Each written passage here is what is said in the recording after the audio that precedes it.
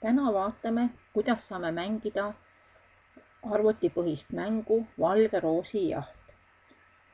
Selleks on meil olemas slaidi seanss ja me peame minema ja avamagi slaidi seanssi vaatamise variandi.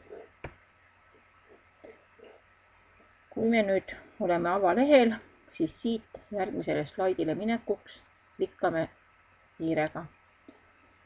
Saime ette esimese küsimuse. Küsimusi meil on kokku 15 ja üleval on meil 3 õlekõrt ka mängus kasutamiseks. 25, 75, 50, 50, 75, 25. Mängu alguses tuleks kokku leppida, kas mängus kasutatakse õlekõrsi ja mismoodi see õlekõrte kasutamine siis toimub. Kui me võtame 25, 75 õlekõrre, siis see tähendab, et ta võtab ära kõik 3 vale vastust ja alles peaks jääma õige vastus.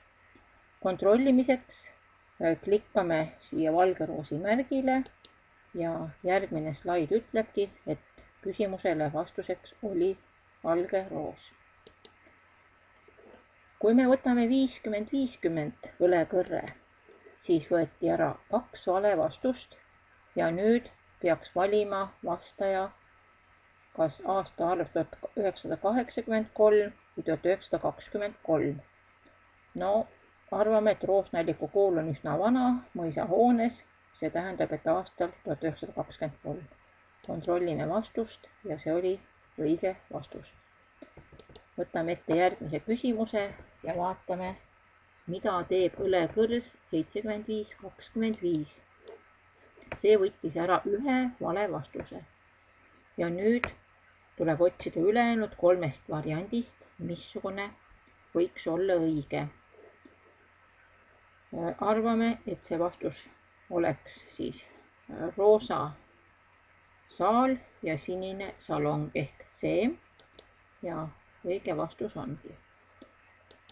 Kui me otsustame, et me õlekõrtega ei mängi, siis on võimalik lihtsalt vastata ja kõik mängijad panevad kirja vastuse, mida nad soovivad õigeks vastuseks ütelda ning mängujuht saab siis näidata, missugune on õige vastus.